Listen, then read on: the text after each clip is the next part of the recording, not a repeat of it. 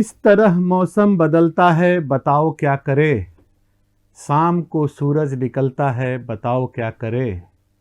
ये वो शहर है जहां आदमी को देखकर आईने चेहरे बदलता है, बताओ क्या करे।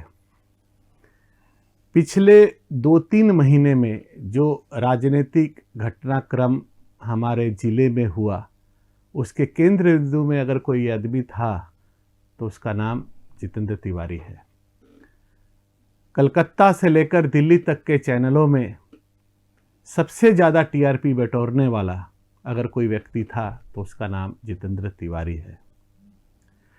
बहुत कुछ इन 2-3 महीनों में बदला, एक चीज़ नहीं बदला, वो है एक्सप्रेस न्यूज़ का जितेंद्र तिवारी के साथ जो रिश्ता है। हम कल भी जितेंद्र तिवारी के साथ थे और आज भी है, और जितेंद्र तिवारी भी कल जैसे हमारे लिए अपने थे आज भी है। उसी तरह से एक ही बुलावे पर जैसे पहले वो आते थे, आज भी हम लोगों ने एक आवाज़ दी कि भैया कुछ शंका का समाधान करना है, समय दीजिए। और देखिए आज आपके बीच में जितेंद्र तिवारी हाजिर हैं। मैं पूरे एक्सप्रेस परिवार की ओर से जितेंद्र तिवारी का हमारे स्टूडियो में हार्दिक अभिनंदन और विनम्र अभिवादन करता हूं। भैया स्वागत है आपका। नमस्कार। भैया ये टोटल जो घटनाक्रम हुआ, कहाँ गलती हो गई, कहाँ स्खलन हो गया? क्या किसी ने धोखाबाजी कर दी या आपके आकलन में कहीं गलती थी? किस प्रसंग में आप कह रहे हैं? नहीं, ये जो सारा प्रकरण हुआ, आपका फिराद हकीम के साथ प्रकरण, आपका शुभेंदु के साथ मीटिंग, आपका कलकत्ता जाकर रास्ते से लौट आना, आज इसका स्पष्टीकरण होना चाहिए। कारण क्या है कि लोगों के मन में एक द्वंद्व पैदा हुआ, एक धुंध पैदा हुई आपके लिए, तो इसकी सफाई तो आप ही देंगे ना। देखिए, हर व्यक्ति के ज़िंदगी में बहुत सी ऐसी घटनाएं होती हैं जिन घटनाओं को आप याद करें तो आपको आनंद मिलता है। बहुत सी घटनाएं ऐसी होती हैं जिन घटनाओं को आप याद करें तो आप थोड़ा व्यथित होते हैं। तो जो घटनाएं आपको व्यथित करती हैं उसको बार बार चर्चा में लाना मेरे ख्याल से ये ठीक नहीं है। जो घटनाएं आपको आनंद देती है, ऐसी भी बहुत सी घटनाएं घट रही हैं, उस पर चर्चा को आगे बढ़ाया जाए तो मेरे लिए भी अच्छा होगा, दर्शकों के लिए भी अच्छा होगा। नहीं, आपसे हम लोग एकदम सहमत हैं, लेकिन कहीं ना कहीं आज भी मतलब हालांकि सीता को भी अग्नि परीक्षा देना पड़ा था, आपके लिए भी लोगों के मन में ये शंका सुबह है कि कहीं बाजी फिर से पलट सकती है। क्या बोलेंगे आप?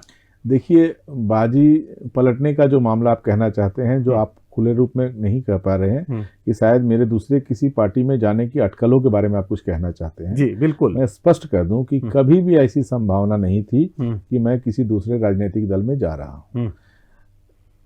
चूंकि तृणमूल कांग्रेस में रहते हुए मुझे जो जिम्मेदारी दी गई थी उसमें कुछ जिम्मेदारियों से मैंने अपने आप को अलग किया, इसीलिए ऐसा घटनाक्रम बना कि लोगों के मन में ये शायद भ्रम पैदा हुआ हो। तो मैंने आज तक कभी नहीं कहा कि मैं दीदी का साथ छोड़ूंगा। मैंने आज तक कभी ये नहीं कहा कि दीदी का साथ छोड़कर चला जा रहा हूँ। एक बार 24 घंटे के लिए मैंने जरूर कहा था कि मैं राजनीति से दूर हो रहा हूँ और अपना पुराना जो पेशा है अधिवक्ता का पेशा, उसमें मैं वापस लौट रहा हूँ। फिर 24 घंटे के अंदर कुछ ऐसी घटनाएं घटी जिनका जिक्र मैं पब्लिकली नहीं कर सकता। मेरे जो ऊंचे ओहदे पर जो लोग हैं या मेरे जो लोग क्या कहूँ, जिनको मैं बहुत सम्मान करता हूँ, उन लोगों से क्या बात हुई नहीं हुई, इसको पब्लिकली चर्चा करना सौजन्य के खिलाफ है और इसलिए मैं उन चीज़ों पर चर्चा नहीं करना चाहता। लेकिन यह है कि केवल 24 घंटे के लिए मैंने ये कहा था कि राजनीति से मैं दूर जा रहा हूँ, मैं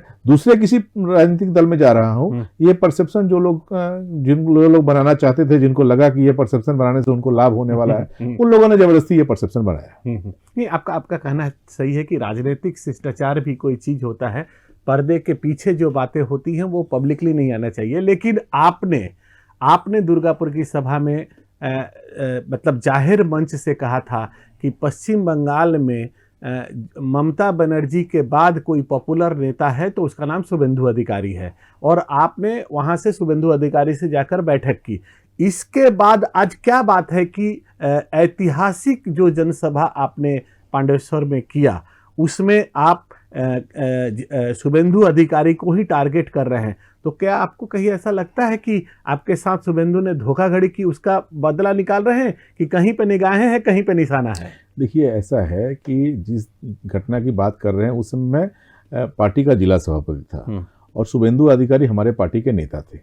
तो ये कस्टमरी है कि पार्टी का कोई बड़ा नेता जब आपके जिले में आता है तो आप उससे जाकर मिले, चाहे वो शुभेंदु अधिकारी हो या अन्य कोई नेता हो। जो भी कभी बड़े नेता कलकत्ता से जब भी यहाँ पर आए, ये मेरी हमेशा से आदत रही है कि यदि मेरे पास समय हो, मैं उपलब्ध रहूं तो जरूर जाकर उनसे मिलता हूं। उस दिन भी हमारे जो सुनील मंडल जी हैं, उनके मातृवियोग हुआ था और उन्होंने कहा था कि उस दिन शुभेंदु अधिकारी भी मेरे घर आ रहे हैं और आपको भी मैंने निमंत्रण दिया था, आप नहीं आ सके, आज आए तो अच्छा होगा। तो मैं गया और वहां पर कोई मीटिंग वगैरह नहीं हुआ था, सारे लोग मिलने गए थे सुनील मंडल से। शुभेंदु अधिकारी भी जिस तरह मिलने गए थे उसी तरह मैं भी मिलने गया था। हाँ, ये सच है कि उसके तुरंत कुछ दिनों के अंदर ही शुभेंदु अधिकारी क्योंकि हमारी पार्टी को छोड़कर दूसरी जगह जा रहे थे और उस समय जो लोग भी उनसे मिल रहे थे उनके बारे में ये धारणा बनाई जा रही थी कि ये शायद शुभेंदु के साथ दूसरी पार्टी में जाना चाहते हैं। तो उसी में मुझे भी जोड़ दिया गया, जोड़ने का प्रयास किया गया। लेकिन एक बार भी मैंने कभी ऐसा नहीं कहा कि मैं शुभेंदु अधिकारी जी के साथ मिलकर दूसरे किसी पार्टी में जा रहा हूँ या ममता बनर्जी का साथ छोड़ूंगा। तो इसका मतलब आज आप इस मंच से ऐसा कह सकते हैं कि निकट भविष्य में भी कोई पाला बदल आपकी ओर से कम नहीं होने जा रहा है, अगर कोई विषम परिस्थिति नहीं हुई। देखिए, राज्य की मुख्यमंत्री ममता बनर्जी को देखकर हम लोग राजनीति में हैं, उनके संग्राम से आकर्षित होकर ही हम लोग राजनीति में हैं। और ममता बनर्जी का साथ छोड़ने के बारे में क्योंकि मैं कल्पना भी नहीं कर सकता, राजनीतिक मानचित्र में जब तक हूँ ममता बनर्जी के साथ ही हूँ, उनका साथ छोड़कर।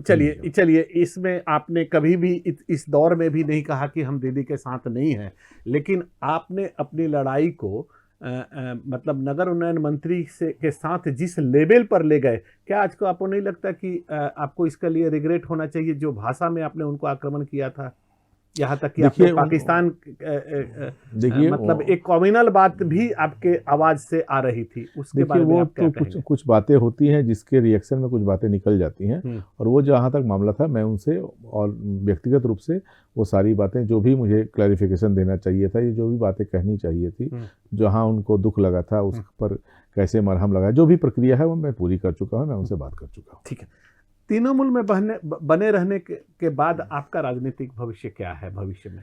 देखिए, यह तो मेरे राजनीतिक भविष्य का प्रश्न नहीं है, बंगाल के भविष्य का प्रश्न है। बंगाल में ममता बनर्जी मुख्यमंत्री बनने के बाद बंगाल में जो परिवर्तन हुआ है आप देख रहे हैं, लोगों के जीवन में जो परिवर्तन हुआ है आप देख रहे हैं। और बंगाल की उन्नति के लिए मेरा व्यक्तिगत रूप से मेरा भविष्य, बंगाल का भविष्य यदि उज्जवल होता है तो मैं बंगाल का नागरिक हूँ, मेरा भी भविष्य उज्जवल होगा। अलग से मेरे अपने व्यक्तिगत भविष्य के बारे में कुछ सोचने की जरूरत नहीं है। बंगाल के भविष्य की और बेहतर हो और बंगाल की बागडोर दीदी के हाथों में ही रहे, इसके लिए मुझे जो करना है मैं वो करूं। तृणमूल में बने रहने से आपका राजनीतिक भविष्य कहाँ है? देखिए, मैंने पहले भी कहा है कि व्यक्तिगत रूप से मेरे राजनीतिक भविष्य के बारे में मैं नहीं कुछ कहना चाहता और पूरे बंगाल राज्य के भविष्य से बाहर मेरा भविष्य नहीं है। तो पूरा बंगाल का भविष्य जब और उज्जवल होगा तो उसका लाभ मुझे भी मिलेगा। लेकिन क्या आप इस रूप में नहीं देखते हैं कि किसी राष्ट्रीय पार्टी में रहते तो आप ज्यादा निखर जाते? तृणमूल कांग्रेस तो राष्ट्रीय पार्टी ही है, हमारी पार्टी का नाम ऑल इंडिया तृणमूल कांग्रेस है। हम झारखंड में चुनाव लड़ते हैं, हम बिहार में चुनाव लड़ते हैं, हम असम में चुनाव लड़ते हैं, हम त्रिपुरा में चुनाव लड़ते हैं और ये राष्ट्रीय पार्टी ही है, तो मैं वही हूँ। अच्छा भैया, क्या आपको ऐसा नहीं लगता है कि मतलब ये प्रकरण के बाद आपके पार्टी में जो गुटबाजी है उसमें आपको दरकिनार करने की कोशिश की गई? क्योंकि आपने जो रैली उस दिन आपने अपने विधानसभा क्षेत्र में किया उसमें तो आपने अपनी लोकप्रियता साबित कर दी, लेकिन वहां पर जिले के कोई बड़े नेता दिखाई नहीं दिए भैया। देखिए, ये विधानसभा का जुलूस था और हमारे विधानसभा में जो कार्यकर्ता हैं, जो पंचायत से जुड़े हुए जो लोग हैं, पंचायत समिति के सभापति, वहां से जिला के कर्माध्यक्ष, सारे लोग उसमें उपस्थित थे। ये जिला लेवल का कोई जुलूस था ही नहीं, ये विधानसभा स्तर का जुलूस था। तो स्वाभाविक है कि उस विधानसभा लेवल के जो लोग हैं वही उसमें आएंगे, वो लोग, उन लोगों को लेकर ही ये जुलूस किया गया। नहीं तो आप मतलब जो भीतरी जो गुटबाजी है इसका क्या प्रभाव आगामी दिनों के जो निर्वाचन है उसमें क्या भीतरघात एक फैक्टर नहीं होगा? देखिए, आप कभी कभी जो सोच में जो अंतर है उसको आप गुटबाजी का नाम दें, ये ठीक नहीं है। लोगों के सोच में कभी कभी अंतर होता है, वो परिवार में भी होता है, पार्टी में भी होता है, समाज के हर क्षेत्र में होता है। और वो अंतर है तभी तो लोगों को क्या सच है, क्या गलत है, क्या सही है, इसका पता चलता है। तो ये अंतर होना भी चाहिए और इस अंतर को पाटने की क्षमता भी हर संगठन के अंदर होनी चाहिए। तृणमूल कांग्रेस अंदर भी ये क्षमता है कि जो कभी कभी थोड़ा बहुत मतांतर होता है उसे जब लड़ाई के मैदान में हम उतरे तो उस मतांतर को समाप्त करके एक साथ हम लोग लड़े।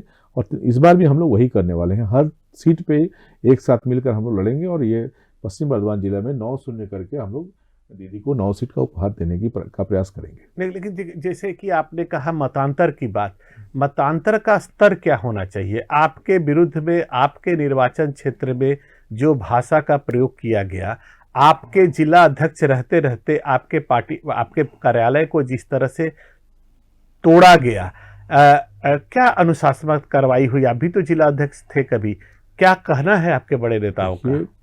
ये जहाँ तक है कि लोगों के अंदर जब गुस्सा हो, लोगों के अंदर जब असंतोष हो, तो उस असंतोष का बहिप्रकाश का लेवल हर व्यक्ति का अपना अपना होता है। एक साधु जिस तरह से एक्सप्रेस करेगा अपने गुस्से को, एक छोटा बच्चा जिस तरह से एक्सप्रेस करेगा, एक प्रोफेसर जिस तरह से एक्सप्रेस करेगा, एक डॉक्टर जिस तरह से एक्सप्रेस करेगा, एक असामाजिक व्यक्ति जिस तरह से एक्सप्रेस करेगा, सारे लोगों के एक्सप्रेसन में अंतर होता है। तो ये अंतर है, ये समाज में जो लोग जिस स्तर पे होते हैं उनका एक्सप्रेशन ऑफ थॉट उसी तरह का होता है। तो इसको लेकर ज्यादा नहीं सोचना। नहीं, आपने एक्सप्रेशन की बात कही तो आप नरेंद्र चक्रवर्ती को साधु मानते हैं कि सन्यासी मानते हैं? देखिए, वो हमारे पार्टी के ब्लॉक प्रेसिडेंट है, और पुराने कार्यकर्ता हैं, पुराने नेता हैं, और मैं उन्हें उसी रूप में देखता हूँ। इसका मतलब आप अभी भी मतलब साफ कुछ जवाब देने की स्थिति में नहीं है? इससे ज्यादा साफ जवाब क्या हो सकता है? आपके हर प्रश्न का उत्तर मैं साफ ढंग से देने का प्रयास कर रहा हूँ। अच्छा, मान लीजिए कि अगर सरकार बदलती है, आपकी क्या भूमिका होगी?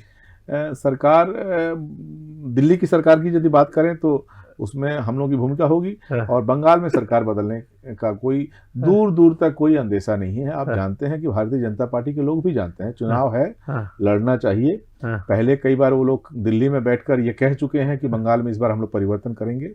अपने उनका फेस सेविंग के लिए वो लोग चुनाव लड़ रहे हैं, लेकिन यहाँ आने के बाद जो भारतीय जनता पार्टी के केंद्रीय नेता हैं उनको भी ये पता चल चुका है कि बंगाल में उनकी दाल नहीं गलने वाली है। बंगाल के लोग दीदी के साथ थे, दीदी के साथ हैं, और आने वाले दिनों में दीदी के साथ ही रहेंगे। तो आप ये मानते हैं कि ये परिवर्तन यात्रा वगैरह कुछ मतलब ऐसा इसका कुछ प्रभाव नहीं है? तो मुझे तो लग रहा है कि ये परिवर्तन भारतीय जनता पार्टी में जो नेतृत्व है, मौजूदा नेतृत्व है, उसमें परिवर्तन के लिए यात्रा की जा रही है। आप देखिए ना, पुराने जो भारतीय जनता पार्टी के नेता थे, इन यात्राओं की कमान किसके हाथों में है? तो एक के बाद एक यात्रा हो रहा है, और उस यात्रा में पुराने किसी नेता को हटाकर तृणमूल कांग्रेस से जो लोग दूसरे पार्टी में जाना चाहते हैं, ऐसे लोगों को बहलाकर फुसलाकर जिसको जो चाहिए, किसी को चॉकलेट, किसी को टॉफी, जिसको जो चाहिए वो देकर उनको नेता बना दिया जा रहा है। मतलब कि ये भारतीय जनता पार्टी के अंदर नेतृत्व परिवर्तन का यात्रा हो गया है, सत्ता परिवर्तन का यात्रा ये नहीं है। आप किसी कोने से सत्ता परिवर्तन की बात नहीं देख रहे हैं? बिल्कुल नहीं, बिल्कुल नहीं।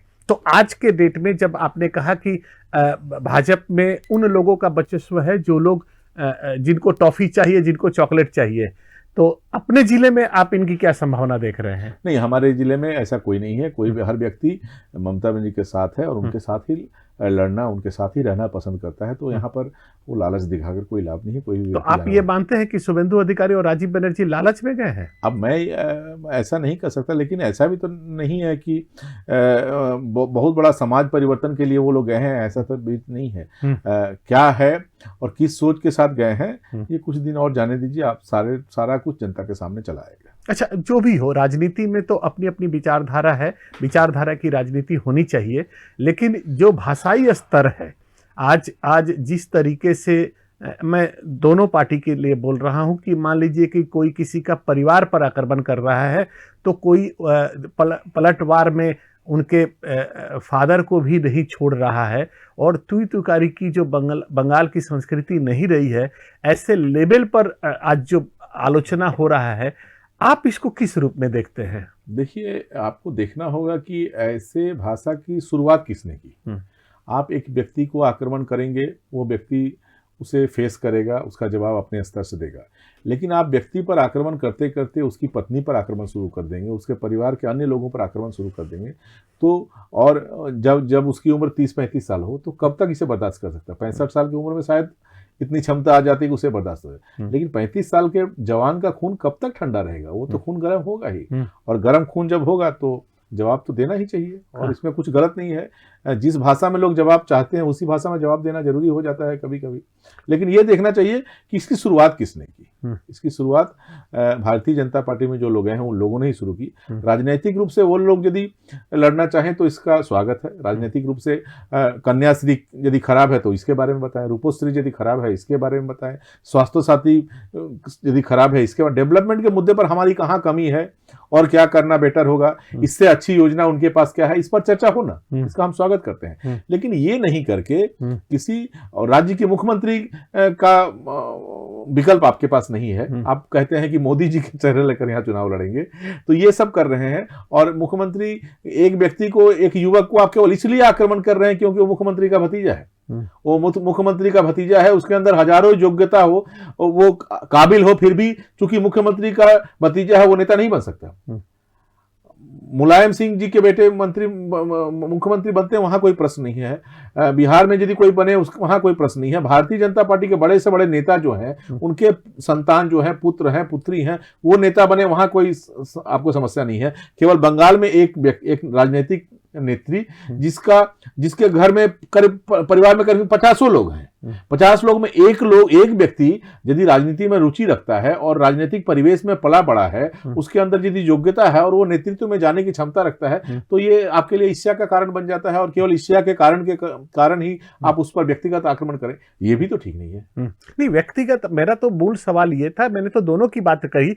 आप बंगाल की संस्कृति की बात कर रहे हैं आज के डेट में, तो संस्कृति का ज्यादा वाहक और धारक तो जो सत्ता में होते हैं उनको रहना चाहिए। आप क्या करेंगे? आप क्या करेंगे? बार बार यदि आपको कोई एक थप्पड़ मारे आप बर्दाश्त कर सकते हैं, लेकिन आपके सामने आपके माता जी को कोई एक थप्पड़ मारे तो आप क्या करेंगे? उस समय भी यदि आप सहनशील बने रहते हैं तो अब माँ का अपमान हुआ। आपके सामने आपकी पत्नी को कोई भला बुरा कहे, उस समय भी यदि आप सहनशील बने रहते हैं तो ये पता चलेगा कि आप कमजोर हैं।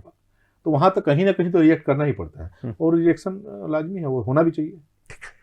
तृणमूल का मतलब, आप चूंकि जिला अध्यक्ष रह चुके हैं, आप तृणमूल का राजनीतिक भविष्य जिस ओर जा रहा है, जिस तरह से वहां भगदड़ मची हुई है, जिस तरह से वहां तोड़फोड़ हो रहा है, क्या एक राजनीतिक दल के रूप में अपने अस्तित्व को भविष्य में बचाए रखेगा? क्या लगता है आपको? आप तो हाँ बोलेंगे, लेकिन उसके कारण क्या, ये लोग जा क्यों रहे हैं? देखिए, तृणमूल कांग्रेस जो है ये पार्टी ऑफ, नाम से ही आप जानते हैं कि तृणमूल का मतलब ही होता है ग्रास रूट, तो ये पार्टी ऑफ वर्कर्स है। तो जब तक इसके ग्रास रूट के वर्कर इनके साथ हैं, और ममता बनर्जी को देखकर ये पार्टी बनी है, तो ये दो लोग जब तक इंटैक्ट है, ममता बनर्जी जब तक ठीक है और जब तक ग्रास रूट के वर्कर उनके साथ हैं, तब तक बीच में कोई आने वाला हो सकता है, कोई जाने वाला हो सकता है, लोग आएंगे, जो लोग जाएंगे, लेकिन जब तक लोग रहेंगे ममता बनर्जी का आभा मंडल में वो भी प्रकाशित होते रहेंगे। जैसे ममता बनर्जी से दूर जाएंगे अंधेरे में खो जाएंगे। और देखिए, जो लोग दूर गए हैं, जिनको लगा है कि इस प्रकाश में जो उनका अपना कुछ प्रकाश है, वो खुद अपने प्रकाश से आलोकित है, ऐसा जिनके अंदर घमंड है, और जो लोग उनको छोड़कर गए हैं,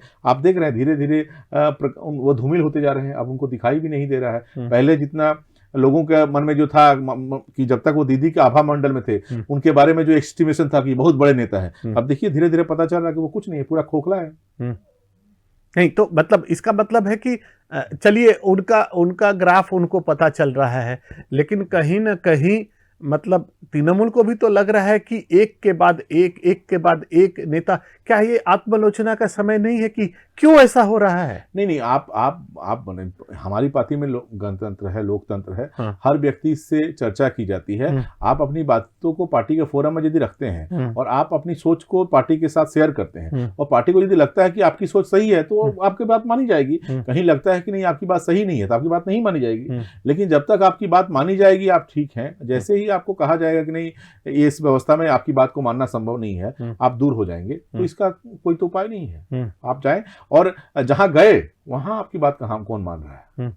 वहां आपकी बात को, वहां तो चार्टेड प्लेन आ रहा है। वहां तो कह दिया गया कि वहां तो कह दिया गया कि हम दो भाई राम लखन हैं, यानी आपको लक्ष्मण बना के रख दिया गया। राजा बनने का कहीं अवसर आया तो राम किसी दूसरा कोई बन चुका है, तो वहां तो आपको बस लक्ष्मण बनकर रहना है और राम की सेवा कीजिए। लेकिन अभी तो लग रहा है कि लक्ष्मण से ज्यादा महत्वपूर्ण भरत और शत्रुघ्न हो जाएंगे। यही होने वाला है, यही कोई राम है कोई लक्ष्मण है, तो कोई कह रहा है कि नहीं भाई हम तो रामायण को मानेंगे नहीं, हम तो महाभारत ले आएंगे, हम अर्जुन है। तो ये सब चल रहा है, क्या करेंगे आप देखते रहिए। पहले रामायण चलेगा कि महाभारत चलेगा, पहले इस पर चर्चा हो, उसके बाद में किसको कौन सा किरदार दिया जाएगा इस पर चर्चा होगी। लेकिन आप लोग में विभीषण कौन कौन है? कोई विभीषण नहीं है, कोई विभीषण नहीं है, सारे लोग दीदी के साथ हैं, क्योंकि दूसरे व्यक्ति के बल पर यह पार्टी चलती ही नहीं। इस पार्टी की दो ही शक्तियां हैं, दीदी का प्यार, दीदी का आशीर्वाद और दीदी के प्रति बंगाल की जनता का प्यार और कार्यकर्ताओं का लगाव, इसी बल पर यह पार्टी नहीं। लेकिन भाजपा का आरोप रहा है कि मतलब दीदी आज धृतराष्ट्र की भूमिका में है और सारे लोगों को दरकिनार करके परिवारवाद को बढ़ावा दे रही है। तो यदि इसके लिए तो तृणमूल कांग्रेस को आपत्ति होनी। कब? तृणमूल कांग्रेस का मुख्यमंत्री का उम्मीदवार कौन है? हमने तो पार्टी में हमारी पार्टी ने घोषणा किया है कि 2021 में ममता बनर्जी राज्य के मुख्यमंत्री बनेगी।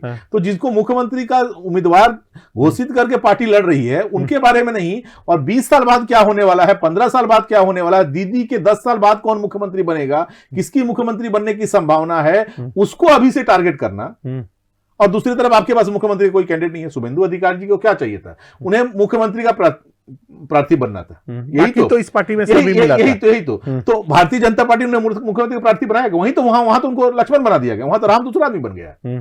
तो यहां आप मुख्यमंत्री का प्रार्थी बनना चाहते थे, दीदी के रहते हुए कैसे आप ऐसे सोच सकते हैं? और आपको लगता है कि आप अभिषेक आपसे आगे निकल जा रहे हैं, तो आप अपनी क्वालिटी को और डेवलप कीजिए। आने वाले दिनों में यदि आप अभिषेक बनर्जी से बेहतर हो पाते तो शायद दीदी आपको भी मौका देती। लेकिन आप चाहेंगे कि आप अपने क्वालिटी को डेवलप नहीं करेंगे, और अभिषेक बनर्जी जो अपने क्वालिटी से, अपनी योग्यता से आगे बढ़ रहे हैं, उनको आप कैसे उनके खिलाफ दुष्प्रचार किया जाए, कैसे उनके इमेज को खराब किया जाए, ये प्रयास करके उन्हें काला दिखाकर आप गोरा दिखना चाहेंगे, उनके चेहरे पर काली पोत कर आप गोरा दिखना चाहेंगे। ऐसा तो नहीं हो सकता है। वो गोरे हैं तो आप और फेयर एंड लवली लगाइए, आप भी गोरा होने का प्रयास कीजिए। आप दूसरे को काला करने का प्रयास क्यों कर रहे हैं? फेयर एंड लवली तो लड़कियों का मतलब ये है। अब जो है, अब लड़कों के लिए जो क्रीम है वो लगाइए। लेकिन सबसे विडंबना ये है कि आप जहां गए, जिस चीज के लिए गए कि मुझे मुख्यमंत्री बनना है, तो तृणमूल कांग्रेस में ने अभी कहा मुख्यमंत्री के कैंडिडेट कौन है? ममता बनर्जी। जब तक ममता बनर्जी के अलावा और कोई सोच भी नहीं सकता। बंगाल की जनता भी उनको मुख्यमंत्री चाहती है, लेकिन उनके पास बहुत हड़बड़ी है। वो चाहते हैं कि नहीं, 7-8 मंत्री तो पद दिया गया कोई बात नहीं, इतना सब कुछ दिया गया कोई बात नहीं। अब जल्दी से जल्दी उनको खुश करने के लिए ममता बनर्जी मुख्यमंत्री का कुर्सी भी छोड़ दें और उनको बैठा दें, क्या तुम बैठियो, तब वो रहेंगे। तो ऐसा हो सकता है क्या? लेकिन आप जहां गए वहां तो पहले दिन से ही आपको लक्ष्मण बना दिया गया, राम तो बनने का कोई मौका ही नहीं दिया गया। तो वहां तो पहले दिन से ही आप दूसरे लोगों का सेवा करने में आप लग जाइए, लोग लगे हुए।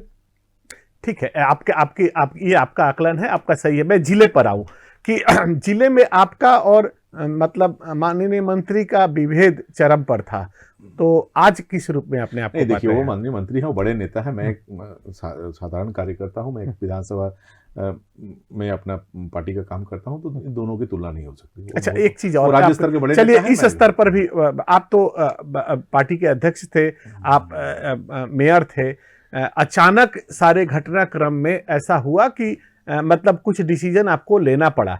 आपको क्या लगता है कि आपने पिछले 5 साल में कौन कौन से ऐसे महत्वपूर्ण काम है जो अपने विधानसभा और आसनसोल वासियों के लिए आपने किया, और कौन सा चीजों का रिग्रेट रहा कि आप करना चाहते थे लेकिन कर नहीं पाए? देखिए, डेवलपमेंट एक कॉन्टिन्यूइंग प्रोसेस है, और डेवलपमेंट जो होता है वो किसी व्यक्ति पर निर्भर नहीं करता। टेन्योर किसी का हो सकता है, मेरे टेन्योर में जो हुआ वो भी पार्टी की जो नीतियां थी, पार्टी की जो सोच थी, उसके तहत ही हुआ। अभी भी जो हो रहा है पार्टी के सोच के तहत ही हो रहा है। तो उसको व्यक्तिगत रूप में मैं कोई क्रेडिट लेना चाहूं, या मेरे समय में ये हुआ, मैं ये करना चाहता था, मैं कौन हूं? मैं को छोटा रखा जाए, दूर रखा जाए। पार्टी के नेतृत्व में बहुत से डेवलपमेंट का काम हुआ, और आने वाले दिनों में बहुत सारे डेवलपमेंट का काम होगा। मतलब आपके हिसाब से प्राथमिकताएं क्या रह गई है? ये तो जनता ठीक करती है। जनता विभिन्न समय पर विभिन्न डिमांड करती है, और जो लोग प्रशासन में होते हैं वो अपनी क्षमता के अनुसार उन समस्याओं का समाधान का प्रयास करते हैं। अतीत में भी हम लोगों ने किया, अभी भी हो रहा है, आने वाले दिनों में भी होगा। अच्छा, आपके हिसाब से अगले चुनाव में तृणमूल का मुख्य मुद्दा क्या हो सकता है अपने जिले के परिप्रेक्ष्य में? नहीं, अपने जिले के परिप्रेक्ष्य में हम लोग के पास एक मैंने देखिए अन्य जगहों पर लोकसभा में भी हमारे प्रत्याशी जीते हैं बहुत जगह, लेकिन जहां जहां भारतीय जनता पार्टी के लोग दिल्ली चुनकर गए हैं उनका परफॉर्मेंस भी हमारे लिए बहुत महत्वपूर्ण होता है। इस जिले में आप देखें 2 सांसद हैं, दोनों भारतीय जनता पार्टी से जीत गए हैं और पिछले 19 में वो जीते हैं, इसके पहले 14 में भी जीते थे। हाँ, ये तो आप जिले के सांसदों की बात कर रहे थे। जी, मैं कह रहा था कि यहाँ से जो 2 सांसद जीत कर आए गए, इनका परफॉर्मेंस क्या रहा। ये इंडस्ट्रियल बेल्ट है, यहाँ जो उद्योग हैं, जो उद्योग धंधे हैं, जो विभिन्न कल कारखाने हैं, उनको पुनर्जीवित करने के लिए इन लोगों ने क्या किया, पार्लियामेंट में इनकी भूमिका क्या रही, ईस्टर्न कोलफील्ड लिमिटेड को और बेटर करने के लिए इनके पास इन्होंने पार्लियामेंट में कितनी बार आवाज उठाया, दुर्गापुर में जो बड़े बड़े सेल आईएसपी के जो प्लांट हैं उनके लिए उन्होंने क्या किया, अन्य जो कल कारखाने उनके लिए क्या किया। ये हमारे लिए बड़ा मुद्दा है कि एक सांसद के रूप में इनको जो इनकी जो भूमिका होनी चाहिए थी उस भूमिका से इस शिल्पांचल के लोग क्या कहूँ वंचित रहे। आप जिस जगह बैठे हैं, कल आपके जिले के सांसद यही बैठे थे, वो तो आपकी बहुत तारीफ कर रहे थे, आप क्यों आलोचना के मूड में हैं? नहीं, मैं भी उनकी बहुत तारीफ करता हूँ। एज ए सिंगर हम लोग उनका गीत सुनते हैं और एज ए सिंगर वो बंगाल के गर्व हैं। बंगाल के एक सिंगर के रूप में पूरी दुनिया में उन्होंने नाम कमाया है। सिंगर के रूप में मैं उनकी प्रशंसा करता हूँ, लेकिन जहाँ तक डेवलपमेंट का प्रश्न है, एक मेंबर ऑफ पार्लियामेंट की भूमिका का प्रश्न है, वहाँ पर हम लोग या आसनसोल की जनता उनसे खुश नहीं है। लेकिन उनका तो आरोप है कि आपने और आपकी पार्टी ने गिन गिन कर रोड़े अटकाए हैं उनके काम में, और आपने उन लोगों को उनको काम करने ही नहीं दिया। 5 साल में इतना तंग किया है, बेचारे कल बहुत दुखी हो रहे थे यहाँ बैठकर। देखिए, इसकी पहले बार जब 5 साल के लिए वो जीत कर आए, उस समय भी उनका यही आरोप था कि 5 साल तक हमें तृणमूल कांग्रेस की सरकार ने काम नहीं करने दिया। तो फिर दूसरी बार आप चुनाव क्यों लड़ने आए? जब तृणमूल कांग्रेस आप ऐसा मानते हैं कि तृणमूल कांग्रेस आपको रोड़ा अटकाएगी ही और आप उस रोड़े को हटाने में सक्षम नहीं है, तो फिर आप दूसरी बार चुनाव क्यों लड़े? जब आप चुनाव लड़ते हैं तो जनता के बीच में आप ये कहते हैं क्या कि तृणमूल कांग्रेस यदि हमको काम करने देगी तब हम डेवलपमेंट करेंगे? आप तो उस समय कहते हैं कि आप मुझे चुनिए, आप जो चाहते हैं, आपकी मुझसे जो उम्मीदें हैं उन उम्मीदों पर मैं खरा उतरूंगा। आप तो ये एश्योरेंस देकर जनता के बीच में जाते हैं, और जैसे आप चुनाव में जीत जाते हैं उसके बाद आप जो रिस्पॉन्सिबिलिटी है उसको बहुत कौशल के साथ दूसरी पार्टी पर शिफ्ट कर देते हैं। ये ठीक नहीं। ये कल उन्होंने कहा कि हिंदुस्तान फर्टिलाइजर की फाइल कल से वो शुरू किए हैं, और मतलब ईस्टर्न कोलफील्ड के लिए उन्होंने क्या क्या किया है, डेवलपमेंट के लिए क्या किया, कल ही वो बता रहे थे, लंबी फहरिस्त बता रहे थे वो कि as a member of parliament जो एमपी लेट का पैसा पहले मिलता था, अब शायद वो भी बंद हो चुका है, उसमें जो काम होना चाहिए उसके अलावा मंत्री के रूप में अपना जो उनका जो रुतबा रहा है उसे काम में लगाकर इस शिल्पांचल को उन्होंने क्या दिया।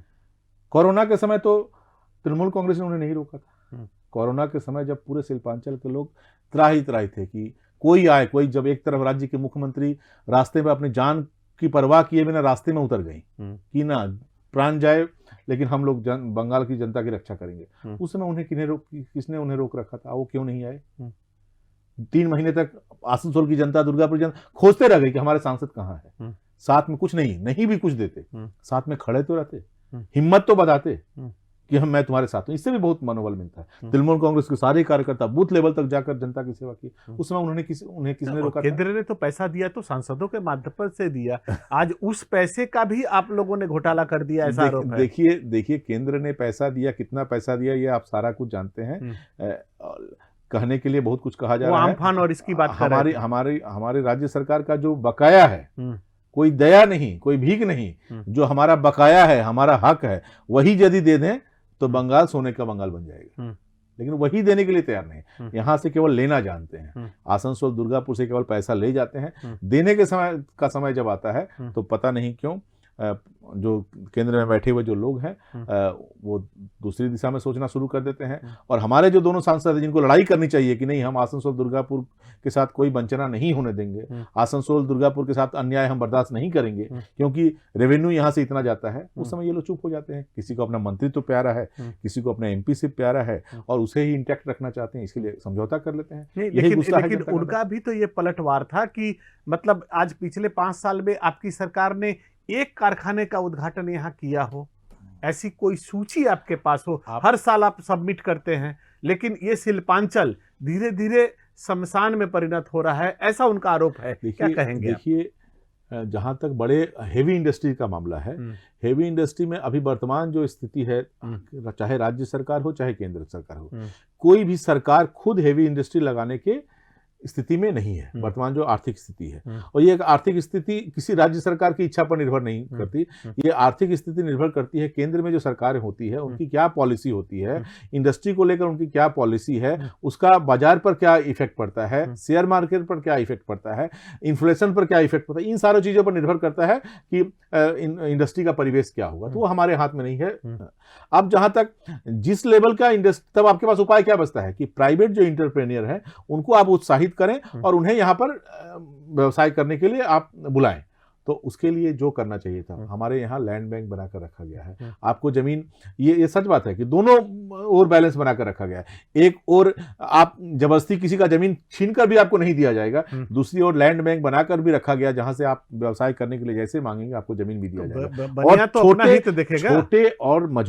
छोटे और मझोले व्यवसाय का भरमार आज हो गया है यहाँ पर। हर तरह आप यहाँ पर भी देखें, आप हर जगह जाएं, हर जगह नेशनल हाईवे के बगल में आप यहाँ से लेकर कलकत्ता तक जाए ना, हर तरफ आपको देखेगा छोटे छोटे व्यवसाय यहाँ लग रहे हैं। तो वो लोग बोलता है फुचका शिल्प है, चॉप शिल्प है, नहीं, मतलब ऐसा वो लोग बोलना चाहते हैं। कल को माननीय मंत्री का आरोप शिल्प के ऊपर में जितना था, उससे ज्यादा आरोप वर्क कल्चर के ऊपर में था।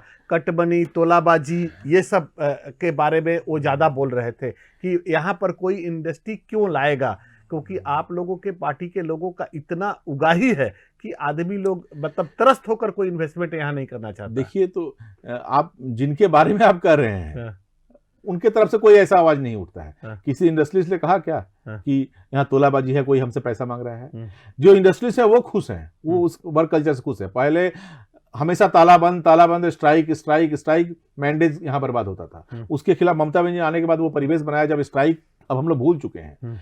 सारे इंडस्ट्रीज से खुश हैं, तो वो उनका आरोप नहीं है और आप मनगढ़ंत आरोप लगा रहे हैं। आपके पास क्या तथ्य क्या है? आप तो किसी को भी तोलाबाज कर सकते हैं, दूसरा आदमी आपको भी तोलाबाज कर सकता है, लेकिन तथ्यों के साथ यदि आप प्रेस के सामने आते हैं कि हाँ इस जगह इस व्यक्ति ने, यदि कहीं कोई छोटी घटना घटी भी तो कड़ाई के साथ उसका केस किया गया, उन्हें अरेस्ट किया गया। बहुत सी जगह तृणमूल करने वाले लोग अरेस्ट हुए, कहीं बीजेपी करने वाले लोग भी अरेस्ट हुए, कहीं सीपीएम करने वाले लोग अरेस्ट हुए, क्योंकि जो लोग समाज में अराजकता फैलाना चाहते हैं उनका कोई पार्टी होता नहीं, वो किसी भी पार्टी के हो सकते हैं। तो बहुत कड़ाई के साथ हमारी सरकार ने इस पर कार्रवाई किया। तो फिर इतना आरोप प्रत्यारोप क्यों? देखिए, उनका काम है, तो जब ये अपनी कमी को छुपाने के लिए खुद आप काम नहीं कर पाए, खुद आपसे जो उम्मीदें थी उस उम्मीदों पर खरा नहीं उतर पाए, फिर भी आप नेता हैं, आप एमपी हैं, आप मंत्री हैं, आपको कुछ तो कहना ही है। तो इस तरह का मनगढ़ंत कहानी आप बनाते हैं। फेस सेविंग एक नुस्खा आपने निकाला है, कुछ ना कुछ कहते रहते हैं। मान लीजिए कि वो मंत्री है, आपके विरोधी पार्टी में है, आपका विरोधी है, घोर विरोधी है, तो आपके विरुद्ध में आरोप लगा सकते हैं। हम लोग के विश्वस्त सूत्र ये कहते हैं कि आपके अपने पार्टी के लोगों ने जो आपके नाम पर घिनौनी पोस्टरबाजी किया, जिस स्तर पर भाषाई स्तर को ले गए, उसके ऊपर भी तो कोई कार्रवाई आपके पार्टी में नहीं हुई। मैं नहीं जानता किसने किया। आपके पास यदि सूचना हो तो आप मुझे बताएं या फिर मेरे पार्टी के वरिष्ठ नेताओं को दे दें। लेकिन जिन लोगों ने इस तरह का काम किया उसका जवाब जनता ने 2 दिन पहले जुलूस में दे दिया। आपने देखा होगा, आप किसी के बारे में कुछ भी कह सकते हैं, ठीक है, लेकिन उसका एक रिएक्शन तो होता ही है। न्यूटन का थर्ड लॉ है, देयर इज ऑपोजिट एंड 2 दिन पहले पांडेसर में जो जुलूस हुआ, उसमें जिस तरह तृणमूल कांग्रेस के कार्यकर्ताओं के साथ साथ जो लोग पहले कभी जुलूस में नहीं निकलते थे, साधारण लोग जिनका राजनीतिक कार्यकलाप से कोई मतलब नहीं था, वो लोग भी जिस तरह अपने परिवार के साथ, घर में 2 लोग हैं तो दोनों लोग निकले हैं, जिस तरह से निकला उन्होंने इसका जवाब दे दिया। मुझे नहीं लगता मुझे अलग से इसकी जवाब देने की। अच्छा, उस जुलूस से आपको हासिल क्या हुआ? मुझे व्यक्तिगत रूप से कुछ तो हासिल करना भी नहीं था। मुझे ये तृणमूल कांग्रेस को बहुत कुछ हासिल हुआ। तृणमूल कांग्रेस ने ये दिखा दिया कि पांडेसर की जो मिट्टी है वो तृणमूल कांग्रेस की मजबूत घाटी है। पांडेसर की जनता ममता बनर्जी के साथ थी, ममता बनर्जी के साथ है और आने वाले दिनों में मजबूती के साथ ममता बनर्जी के साथ है। ये सब कुछ पांडेसर की जनता मैंने रास्ते में निकल कर दिखा दिया। ये तो आप कह रहे हैं, मैं भी उस कार्यक्रम में था, वहां तृणमूल कहीं नहीं था, तृणमूल के लोग कहीं नहीं थे, वहां सिर्फ जितेंद्र तिवारी मैं था। 8 फीट 9 फीट का बड़ा बड़ा झंडा भी देखकर आपको ये तृणमूल नहीं नजर आया, इतना बड़ा बड़ा दीदी का कटआउट था, अभिषेक बनर्जी का कटआउट था, वो देखकर भी आपको तृणमूल नजर नहीं आया, तो मैं क्या कह सकता हूँ। लेकिन ये सच बात है कि किसी भी जुलूस को जो लीड करता है, मैं लीड कर रहा था तो मेरे बारे में कुछ 2-4 बातें शायद कही गई हो, मेरी जगह आप लीड करते तो आपके बारे में कहा जाता, जो भी वहां होता उसको उसके नाम से 2-4 बातें कही जाती, उनका नाम से 2-4 स्लोगन किया जाता। लेकिन ये जो लोग भी आए थे ममता बनर्जी के कारण ही आए थे, मैं वहां पर कोई फैक्टर नहीं हूँ, मेरे कारण नहीं, मैं लीड कर रहा था, विधायक हूँ, मैं लीड कर रहा था, तो कुछ लोग मेरे बारे में कुछ बोले होंगे कि हाँ जितेंद्र तिवारी जिंदाबाद। इसका मतलब ये साबित होता है कि आप दोबारा मतलब पांडेसर की जनता के पास ही जनमत के लिए जाएंगे। देखिए, किसी भी राजनीतिक जो कार्यकर्ता होते हैं, नेता होते हैं, कर्मी होते हैं, उनकी भूमिका क्या होगी वो पार्टी ठीक करती है। तो मेरी भूमिका क्या होगी आने वाले दिनों में, ये तृणमूल कांग्रेस का जो राज्य नेतृत्व है वो लोग निर्णय लेंगे कि क्या करना है, मुझे क्या करवाना है, मुझे चुनाव लड़वाना है कि मुझे झंडा बंधवाना है कि मुझे दीवार लिखवाना है कि माइक में भाषण दिलवाना है, क्या करवाना है वो निर्णय लेंगे। मैं ये कह सकता हूँ कि जो भी निर्णय पार्टी लेगी उसे मैं प्रतिबद्धता के साथ पूरा करने का प्रयास करूंगा। अच्छा, एक चीज भैया, आप इसको इस रूप में थोड़ा आकलन कीजिए, हम अपनी जानने के लिए भी जानना चाहते हैं।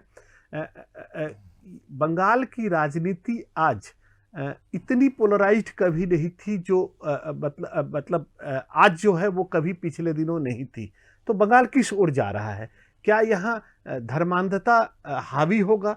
क्या यहाँ धर्म के नाम पर पोलराइजेशन होगा? न प्रदेश के नाम पर प्रादेशिकता की बात होगी? लोग निंदुक लोग ये भी आरोप लगाते हैं कि अगर एक केंद्रीय दल जो है वो अगर लोगों को हिंदू मुस्लिम में बांटना चाहती है तो आपकी सरकार आज बंगाली बिहारी करने पर उतरी है। किस रूप में आप इस राजनीतिक परिस्थिति को देखते हैं? किस ओर जा रहा है बंगाल? देखिए, हमारी पार्टी का ऐसा मानना है कि हमें धर्म से कोई बैर नहीं, हम तो ये चाहते हैं कि लोग और धार्मिक बने। जो लोग कहते हैं कि धर्म से बड़ा विभेद है, ऐसा नहीं है। हम चाहते हैं कि लोग और धार्मिक बने।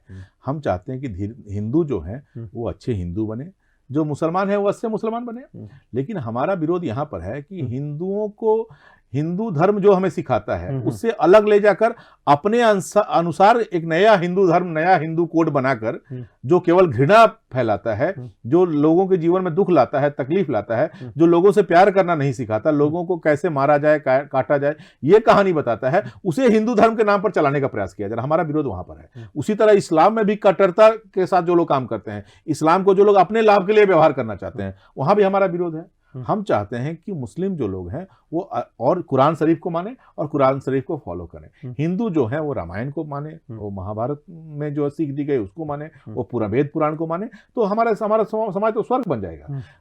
धर्म के नाम पर अपनी बात को प्रतिष्ठित करने का जो प्रयास किया जा रहा है, वहां पर आप बताइए, ये जो यात्रा निकाली गई, परिवर्तन यात्रा, अब एक नाम दिया गया, ये रथ यात्रा नाम दे दिया गया। रथ यात्रा वो लोग मना कर रहे हैं, बोलो परिवर्तन यात्रा। अब छुपाने से क्या होगा, अब छुपाने से क्या होगा। लेकिन रथ के नाम पर ही वो लोग चला रहे हैं। रथ क्यों कहा गया? क्योंकि वो जानते हैं कि रथ नाम लेने से रथ शब्द के साथ हिंदुओं का एक आवेग जुड़ा होता है। तो रथ शब्द का प्रयोग करके आप हिंदुओं के आवेग को ले आएंगे, हिंदू वहां आएंगे कि भाई रथ में क्या देखते हैं, और रथ में जाने के बाद लोग हिंदू रथ में किसको देखने का आदी है? हिंदू समाज जो है वो रथ में देवी देवताओं को देखने का आदी है। तो उसमें आप मिलकर जो लोग आए हैं वो क्या देवी देवता हैं, उनकी पूजा की जाए क्या? तो जहां जो पूज्य होने चाहिए, जिनकी पूजा के लिए, जिनकी स्तुति के लिए हिंदू समाज जाएगा, वहां पर व्यक्ति जो लोग हैं, जो अपने राजनीतिक लाभ के लिए यहाँ पर है, वो बैठे हुए हैं। कोई गदा लेकर बैठा हुआ है, कोई तलवार लेकर बैठा हुआ है। तो ये इसे क्या कहेंगे? ये आप नहीं कहेंगे? आपका कहना सही है, लेकिन अभिव्यक्ति की स्वतंत्रता पर भी तो हमला नहीं होना चाहिए। मान लीजिए अगर आप हिंदू हैं और अगर आप जय श्री राम बोलते हैं तो आपकी पार्टी के मतलब इतनी तिलमिलाहट क्यों है? नहीं, हमारी तिलमिलाहट नहीं है। जैसे मैं वकील, पेशे से वकील हूँ। अब मान लीजिए कोर्ट में किसी अपराधी को लाया गया और जज उससे पूछता है कि तुमने अपराध किया, वो यदि कहे मैं जय श्री राम, और उसके बाद बोले मुझे सजा क्यों दिया गया, मैंने तो जय श्री राम कहा इसीलिए मुझे सजा दे दिया गया, इसमें जज की क्या गलती? आपको देखना होगा कि जय श्री राम को किस संदर्भ में यूज किया जा रहा है। जय श्री राम की स्तुति, जय श्री राम को कितना, मन में राम बगल में छुरी वाला हाल है। हिंदी बिहार में कहावत है कि मन में राम बगल में छुरी, जहिया हमारा पाले पड़वा काटे में तहार मुड़ी। तो वो हाल है, आदमी का माथा काटने के लिए तैयार है और मन में छुरी है, बगल में छुरी है, और राम का नाम आप ले रहे हैं। राम का नाम भक्ति के साथ लीजिए। और राम पर आपने कब से पेटेंट करा लिया कि राम आपके अपने हैं?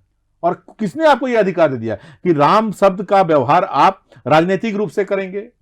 अपने आपका जो कुत्सित चेहरा है, लोगों के खून से रंगा हुआ जो आपका चेहरा है, उस चेहरे को छिपाने के लिए आप राम का नाम लेंगे और लोग चुप रहेंगे। आप बताइए तो, जय श्री राम यदि किसी मंदिर के पुजारी ने राम जय श्री राम कहा हो, कभी तृणमूल कांग्रेस ने बाधा दिया है क्या? लोग भक्ति के साथ राम का नाम लिए हो, हर जगह जय हरे राम हरे कृष्ण हो रहा है, किसी ने बाधा दिया है क्या? तृणमूल कांग्रेस ने। लेकिन असामाजिक प्रवृत्ति के लोग राम को अपने व्यवहार के लिए कोई यूज करे, आप गलत काम करें, बाजार में आप घूम रहे, किसी पॉकेटमार ने पॉकेटमारी की, जनता ने पकड़ के उसको पीटना शुरू कर दिया, वो बोला जय श्री राम, उसके बाद बोले कोई मुझे नहीं मारेगा, मैं जय श्री राम का नारा दे रहा हूं। तो ये तो बर्दाश्त नहीं कर सकती जनता। आपने पॉकेटमारी की है, आपको पिटाई होगी। जय श्री राम का नाम वही लोग लें जो जय श्री राम को प्यार करते हैं, जय श्री राम में जिनकी आस्था है। जय श्री राम को अपने घृणित कामों को छिपाने के लिए यदि कोई करेगा तो उसका तो विरोध होगा। भैया आप जिस जगह से आते हैं वहाँ अल्पसंख्यकों की संख्या भी एक कॉन्स्टिट्यूंसी में बहुत ज़्यादा है, और अभी बंगाल में ऐसा कहा जा रहा है कि मीम भी अपना हर जगह प्रत्याशी उतारेगा। चूंकि तृणमूल का वोट बैंक हमेशा से अल्पसंख्यक समुदाय के लोग रहे हैं, ऐसा माना जाता है, ये अपना दावा नहीं, ऐसा माना जाता है। तो आज बंगाल की राजनीति में मीम के प्रभाव या दुष्प्रभाव को आप किस रूप में देखते हैं? क्योंकि मीम ने जो आप लोग बंगला में बोलते हैं ना खेला होबे, সেই খেলাটা কিন্তু ওরা বিহারে করে দিয়েছে দাদা। देखिए মিম হোক আর সিম হোক, আমাদের এতে কিছু আসা যায় না।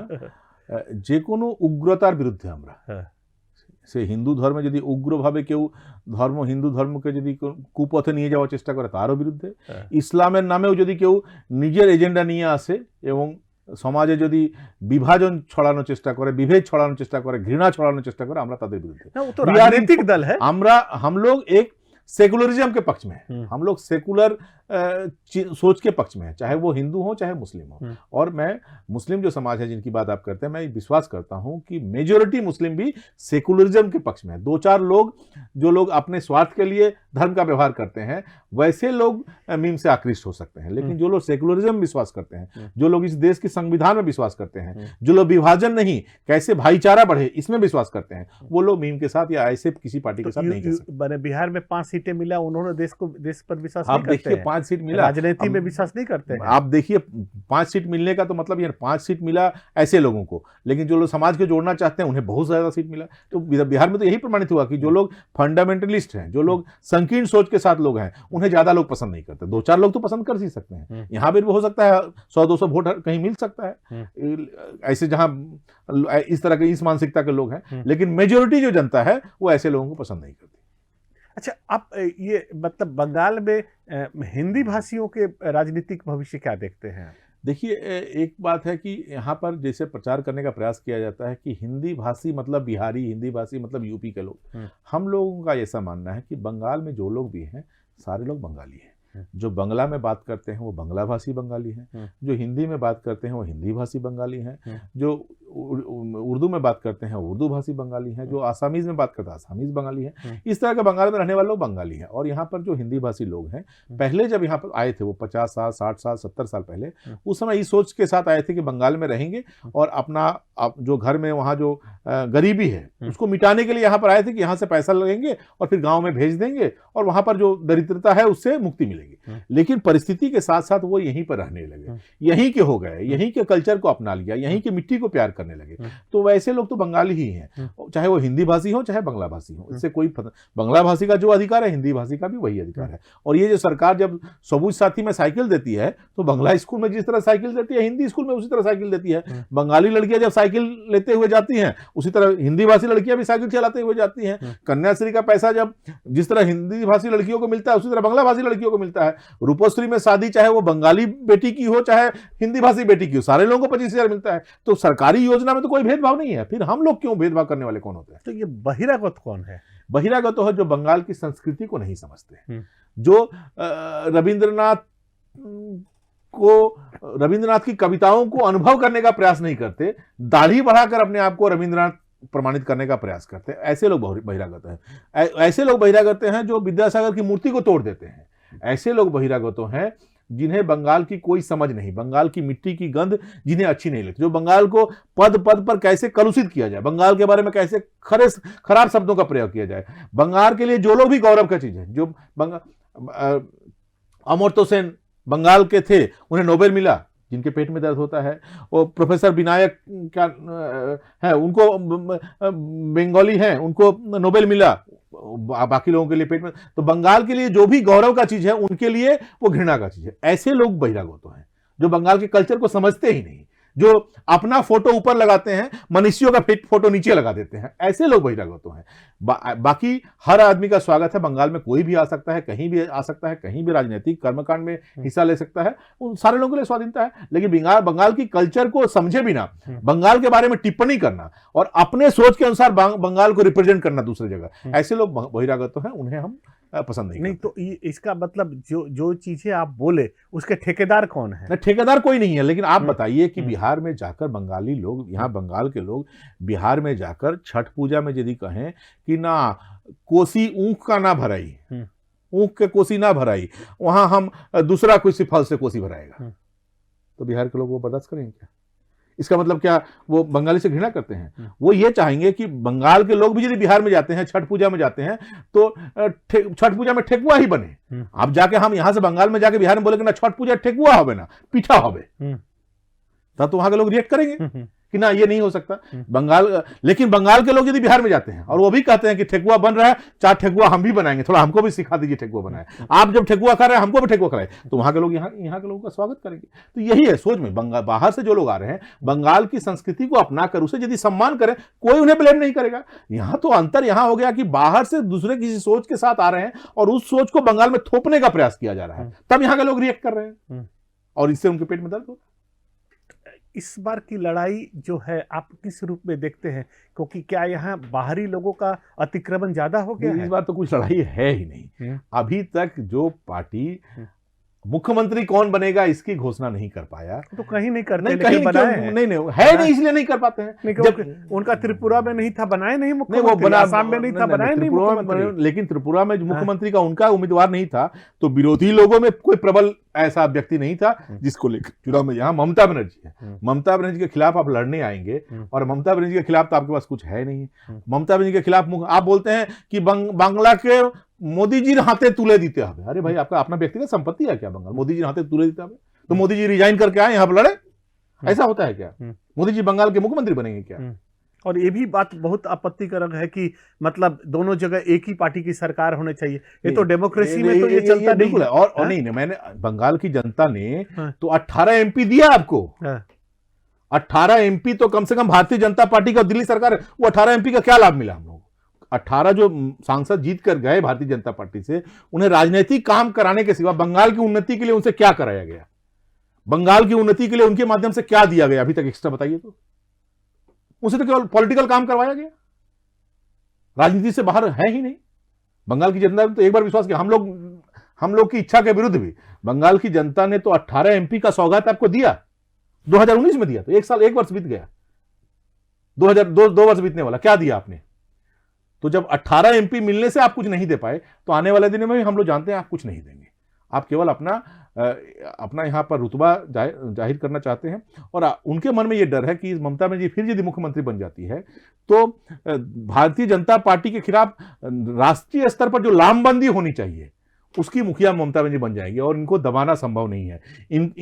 ये कॉम्प्रोमाइज नहीं करती हैं। ये तो पहले बार भी बनी थी, उस समय तो शपथ ग्रहण कर रही थी, कहाँ हुआ? नहीं, एक बार नहीं हुआ तो दूसरी बार नहीं होगा, ऐसा नहीं हो सकता है। लोकतंत्र में तो प्रयास करते रहना चाहिए, लोकतंत्र में प्रयास करते रहना चाहिए। कोशिश करने वालों की कभी हार नहीं होती, पिछले बच्चन जी के शब्दों में। बिल्कुल, पिछली बार नहीं हो पाया, इस बार लोग, और बंगाल के वोट की तरफ केवल ये मत सोचिए केवल तृणमूल कांग्रेस की नजर है। पूरे देश में जो लोग भी भारतीय जनता पार्टी में दिल्ली में जो सरकार है, उस सरकार से जो लोग भी त्रस्त हैं, जिन लोगों पर भी उनका अत्याचार चला है, वो सारे लोग बंगाल के चुनाव में बहुत उम्मीद के साथ बैठे हुए हैं कि दीदी बंगाल में मुख्यमंत्री बनने के बाद केवल बंगाल तक सीमित नहीं रहेगी, पूरे देश में घूम घूम कर ऐसे जहां जहां अत्याचार होगा, जहां अन्याय होगा, उसके खिलाफ मुखर रूप से वो उतरेंगी और उन्हें एक सहारा मिलेगा। मतलब ये 2021 के चुनाव में आप अपने जिले से पार्टी को क्या सौगात दे सकते हैं? ये तो कलेक्टिव रूप से सारे लोग मिलकर, सारे लोगों की बात करें, क्या आकलन क्या है आपका? देखिए, हम लोग तो अभी तक तो मेरे पास अभी पूरे जिले में भारतीय जनता पार्टी के पास एक नेता का नाम बताइए आप, जो विधायक के रूप में चुनाव लड़ने के काबिल है। जो आपके परम मित्र डॉक्टर दीप्तांशु चौधरी दुर्गापुर से लड़ने की बात कर रहे हैं। जी, मैं वो क्या कह रहे हैं मैं नहीं कह सकता, मैं कलेक्टिवली कहता हूँ कि जिन्होंने, क्या उनके योग्यता आप नहीं मानते? नहीं, मैं किसी व्यक्ति पर नहीं केंद्रित नहीं, आपने पूछा मेरे से आपने मेरे से पूछा कि एक आदमी का नाम बताइए, वो आपके बड़े नेता थे। मैं ये कहता हूँ कि भारतीय जनता पार्टी के नेता के रूप में, भारतीय जनता पार्टी के कार्यकर्ता के रूप में, भारतीय जनता पार्टी में के सैनिक के रूप में लॉकडाउन के समय 3 महीने तक आसनसोल की जनता के साथ थे, जनता की सेवा की, और वो आज विधायक के चुनाव लड़ने वाले हैं। बीजेपी के ओरिजिन के वो नेता, एक नाम बताइए। आप तो आप वही है जो है, आपके पास कुछ नहीं है, आप तृणमूल की ओर ताके हुए हैं कि कब किसके अंदर असंतोष होगा, उसे हम बुलाएंगे, उससे चुनाव लड़ाएंगे। तो उस बल पर आप तो नहीं चला सकते। आप भाड़े के सैनिक से युद्ध लड़ना है। अब तो मैं ये नहीं, युद्ध लड़ने की स्थिति में वो नहीं है, वो चुनाव पहले ही हार चुके हैं, वो युद्ध पहले ही हार चुके हैं। इस युद्ध में कोई मजा नहीं है इस बार। क्या आप मानते हैं कि उसी तरह से डराने के तौर पर ही क्या कुछ एजेंसियों का प्रयोग हो रहा है? आप देखिए, ये तो इससे बंगाल की जनता अभ्यस्त हो चुकी है। पिछले 3-4 जब चुनाव आता है तो ऐसे, अब जब चुनाव आता है तो दीवार लेखन होता है, चुनाव आता है तो रैलियां निकलती है, चुनाव आता है तो भाषण दिया जाता है, चुनाव आता है तो एजेंसियां आती है। इसको एक साथ आप जोड़ लीजिए, एजेंसी को अलग से आप मत देखिए। चुनाव में जो होता है पहले हम लोग जानते थे, उसके साथ पिछले 5-7 वर्षों से हम लोग देखते हैं, उसके साथ सीबीआई भी आएगा, उसके साथ ईडी भी आएगा। इसको चुनाव के अन्य अंगों के साथ ही आप जोड़ लीजिए। तो अब तो आप अलग से आप लोग की तरफ से भी सीट आ रहा है, कल बोल रहे थे नहीं मंत्री महोदय। नहीं, हमारी तरफ से जो सीट जो बात आप देखें कि एक केस हुआ, उस केस में हाईकोर्ट ने यह वर्डिक्ट दिया कि एक ऑफेंस हुआ है, उस ऑफेंस का इन्वेस्टिगेशन होना जरूरी है, वहां सजा भी होना जरूरी है, लेकिन एक निर्धारित क्षेत्र है उसके बाहर जो एजेंसी जांच कर रही है वो नहीं कर सकती। तो क्या वो वैक्यूम रहेगा? वहां जांच के लिए कोई ना कोई एक तो एजेंसी चाहिए, उसके लिए सीट का गठन किया गया। वो तो हाईकोर्ट के निर्देश के बाद ये सीट का गठन किया गया। नहीं तो क्या होता बताइए, एक एजेंसी पूरे इलाके का में जांच कर रही, इन्वेस्टिगेट कर रही थी, अब उसे सीमित कर दिया गया कि आप केवल रेल का जो इलाका है उसके बाहर आप जांच नहीं कर सकते। तो वहां जांच कौन करेगा? उसके लिए एक एजेंसी चाहिए। तो यदि राज्य सरकार ने किसी को, तो राज्य सरकार ने तो साथ दिया कि हाँ इसकी जांच होनी चाहिए, और जब अपराधी हैं उनको बख्शा भी नहीं जाना चाहिए। अच्छा भैया, पांडेसर की जनता के पास अगर आपको जाने का मौका मिला, आपके पार्टी को जाने का मौका मिला, तो आपने पांडेसर में अपने प्रतिद्वंदी के रूप में शुभेंदु अधिकारी को न्योता दिया है। मतलब इसका आधार क्या है? देखिए, शुभेंदु अधिकारी यदि ममता बनर्जी को चैलेंज कर सकते हैं तो उनको तो उनकी औकात समझाने की जरूरत है। तो उनको ये बताना जरूरी है कि ममता बनर्जी तक आपको सोचने की जरूरत नहीं है। आप यहाँ पर आकर पश्चिम बर्धमान जिले में अगर पांडेसर से जीत के दिखाइए, उतना दूर जाने की जरूरत क्या है? यहाँ पर मेरा कहने का मकसद ये था कि मेरे जैसा एक साधारण कार्यकर्ता भी आपको चुनौती देने की योग्यता रखता है तृणमूल कांग्रेस में। दीदी के बारे में आपके मुंह से कोई शब्द शोभा नहीं देता है। मेरे कहने का मतलब ये था कि मैं केवल जितेंद्र तिवारी के रूप में नहीं कहना चाहिए, मैं कहना चाहता हूँ तृणमूल कांग्रेस का मेरे जैसे साधारण कार्यकर्ता भी आपको परास्त करने की क्षमता रखता है। तो फिर आप दीदी की ओर मत ना देखें तो वही बेहतर है। मेरा आखिरी 2-3 सवाल आपसे है। पहला चीज तो ये है कि इस बार की लड़ाई जो आप स्वीकार नहीं कर रहे हैं कि कोई लड़ाई है, मुद्दे क्या होंगे आपके पार्टी के और आपके क्षेत्र में, मतलब आपके जिले में क्या होंगे प्रमुख मुद्दा? क्योंकि ये शिल्पांचल है, यहाँ पर शिल्प की स्थिति बड़ी भयंकर है, तो इसको क्यों नहीं मुद्दा बना सकते आप लोग? देखिए, हम तो कह रहे हैं कि हमारी पार्टी का, हमारी राज्य सरकार का डेवलपमेंट और यहाँ पर जो केंद्र सरकार के जो प्रतिनिधि हैं, 2 एमपीज, उनके खिलाफ एंटी इनकम्बेंसी, जनता से उनको दूर हो जाना। ये जो कोरोना ने, देखिए कोरोना ने जैसे तबाही लाया समाज में, वैसे कोरोना ने लोगों को ये परखने का भी मौका दे दिया कि कौन आपका अपना है, कौन आपका पराया है। चुनाव में तो हर कोई कहता है कि हम आपके अपने हैं, लेकिन कोरोना ने दिखा दिया कि कौन आपके अपने हैं, कौन आपके पराए हैं। चुनाव में तो हर कोई कहता है कि मैं आपके लिए जान भी दे सकता हूं, लेकिन जब किसी के लिए जान देने का मौका आया तो कौन आपके साथ खड़ा था, कौन अपने घरों में बैठा हुआ था, ये तो जनता ने देख लिया। तो इसका सीधा इफेक्ट चुनाव के रिजल्ट पर पड़ेगा, और अब लोग जब वोट डालने जाएंगे तो इसे अपने दिमाग में रखेंगे कि वो कौन सी पार्टी है और कौन सी पार्टी के प्रतिनिधि हैं, सैनिक हैं, जिन्होंने चुनाव के समय अपनी जान को जोखिम में डालते हुए भी हमारे साथ खड़े रहे, हमारी सेवा की, और कौन से ऐसे लोग हैं जो हमारा वोट लेकर जीत के तो चले गए, लेकिन जब हम पर मुसीबत आई तो जिनका कहीं अता पता नहीं था। ये एक मुद्दा हो सकता है, लेकिन क्या यही सब मुद्दा नहीं, होगा? ये तो है। इसके साथ मैं कहूंगा कि जो दोनों एमपी हैं, इनका परफॉर्मेंस पार्लियामेंट में इन इलाके, ये जो इंडस्ट्रियल इलाका बार बार कर रहे हैं, इंडस्ट्रियल इलाके की समस्याएं भी अलग होती हैं, इन समस्याओं को एड्रेस करना, पार्लियामेंट में जाकर एड्रेस करना, सही फोरम पर ये बात उठाना, ये कौन उठाएगा? नहीं, तो ये तो आप लोग पर भी लागू हो सकता है। आपके जिले में मतलब मान लीजिए 9 में से समझ लीजिए कि 6 विधायक आपके हैं, तो आपने कौन से मुद्दे को विधानसभा में उठा लिया है? बिल्कुल, और क्या कर दिया आपने 5 साल में? बिल्कुल, आपने यहाँ क्या कर दिया 5 साल में, बताइए। आप बताइए। मैंने आपकी बात से ऐसा लगता है कि वो शुभेंदु अधिकारी कहीं कहीं कह रहे हैं ना कि एक नतून प्रकल्प आनते हुए छानीश्री, तो मुझे लगता है कि सही में छानीश्री बोल के एक योजना लानी चाहिए बीजेपी के नेताओं के लिए, और जिनको बंगाल में डेवलपमेंट नहीं देखता उनके लिए। जिनके आंखों में छानी है उन्हीं को दिखाई नहीं देगा। आप किसी के पास चले जाइए, आप बुनियादी जो चीजें हैं, रास्ता, सड़क, मतलब कल भी मैंने मंत्री महोदय से भी कहा, अस्पताल, ये डेवलपमेंट जो बुनियादी चीजें हैं, जो इंफ्रास्ट्रक्चर 35 साल में नहीं था, वो हो गया। रोजगार के मामले में क्या है? देखिए, ममता बनर्जी ने तो बुनियादी सुविधाओं का वादा किया था। बुनियादी, हमने तो लोगों के अकाउंट में 15 लाख रुपए देने का वादा नहीं किया था। हमने तो ये कहा कि पहले बुनियादी सुविधाओं पर हम लोग ध्यान देंगे, बुनियादी सुविधाएं आपको मुहैया कराएंगे, उसका बाद एक ऐसा वातावरण बनाएंगे जहां पर इन्वेस्टमेंट हो। इन्वेस्टमेंट का 2 जगह है, एक सरकारी स्तर पर इन्वेस्टमेंट, एक प्राइवेट स्तर पर इन्वेस्टमेंट। प्राइवेट जो इन्वेस्टमेंट होगा वो तभी हो पाएगा जब इंफ्रास्ट्रक्चर का डेवलपमेंट आपका हो। वो हम यहां पर कर पाए हैं, वर्क कल्चर हम बना पाए हैं, बंद की राजनीति दूर कर पाए हैं। अब आने वाले दिनों में देखिए, 34 साल का जो जगदल पत्थर था, उसे सही रास्ते में लाने के लिए कम से कम 15 साल का तो समय चाहिए। लेकिन आप ये 10 सारी बातें बोल रही है, इसके भीतर में एक इंटरप्रेन्योरशिप डेवलपमेंट का भी बात होता है, एक प्रोत्साहन की भी बात होती है, वो कहाँ है? नहीं, आप देखें कि एक सरकार है, वो जब किसी को प्रोत्साहित करेगी आर्थिक पैकेज के माध्यम से, उस सरकार का अपना जो ड्यूज है, जो केंद्र सरकार से जो मिलना चाहिए, वो आप बंद करके रख देंगे। 53,000 करोड़ रुपया हमारे बंगाल सरकार का ड्यू है, पैसा वो नहीं दिया गया अभी तक। तो आप जब नहीं देंगे तो कुछ तो बाधा होगी। तो मान लीजिए आप मांगिएगा तो ऐसे मांगिएगा ना, आप ऐसे कलर पकड़ के तो नहीं मांगिएगा ना।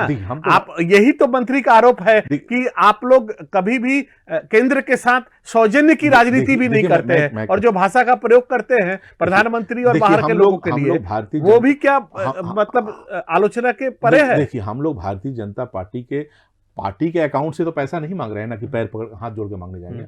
हम लोग तो सरकार से पैसा मांग रहे हैं। एक सरकार से दूसरी सरकार पैसा मांग रही है, एक केंद्र सरकार से राज्य सरकार पैसा मांग रही है, जो आप देने के लिए बाध्य हैं। आप जो पैसा यहां से ले जा रहे हैं, आप तो अपने बीजेपी के ऑफिस में पैसा छाप के नहीं दे रहे हैं, आप यहां से टैक्स के रूप में जो रुपया ले जा रहे हैं, उसमें से एक हिस्सा संवैधानिक रूप से आप हमें देने के लिए बाध्य हैं, वो पैसा आपसे मांग रहे हैं। जब आपसे बीजेपी का फंड का पैसा नहीं मांग रहे हैं, आप विजय मल्ल्या का जो पैसा आपने रखा है, अंबानी का जो पैसा आपने रखा है, अडानी का जो पैसा रखा है, वो आपके लिए ही, उसमें आप लोग आराम से रहिए। हम लोग उसमें से हिस्सा नहीं मांग रहे हैं, हम लोग सरकार से जो हमको पैसा मिलना चाहिए, जो हमारा हक है, वो पैसा मांग रहे हैं। तो वो झुक के क्यों मांगेंगे?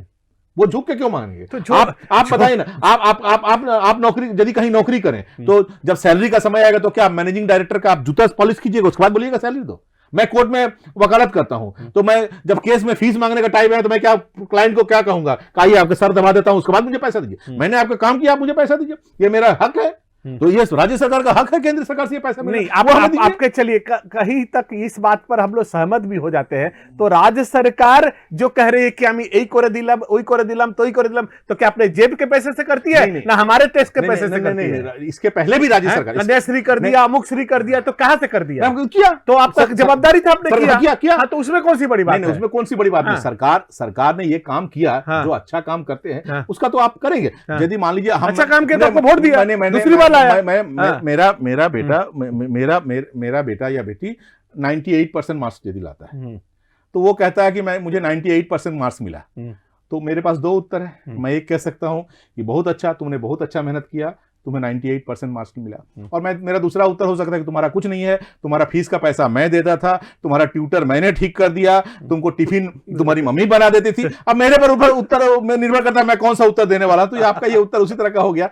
ये है, ये जो इस सरकार को मिला जो पैसा या सरकार को जो मौका मिला, ये मौका हर सरकार को मिलता है, ये मौका हर सरकार को मिलता है, देश के और भी सरकारों को मिला। उन्होंने क्या ऐसा परफॉर्मेंस किया? जब बहुत सी सरकारें होती है, बहुत सी राज्य सरकारें, तो आप कंपैरिजन करेंगे, तुलना करेंगे, तो तुलनात्मक दृष्टिकोण से जो बेहतर करेगा वो तो उसका क्रेडिट लेगा ही। और तुलनात्मक दृष्टिकोण से हम ये मानते हैं कि हम लोगों ने अन्य लोगों से बेहतर किया है, इसीलिए हम बार बार क्लेम करते हैं कि हमने ये किया, ये किया, ये किया। दूसरों के पास भी ये मौका था लेकिन दूसरे नहीं कर पाए, हम लोगों ने किया, इसलिए हम क्रेडिट लेना चाहते हैं। सारे लोगों ने यदि किया होता तो हम नहीं क्रेडिट लेते।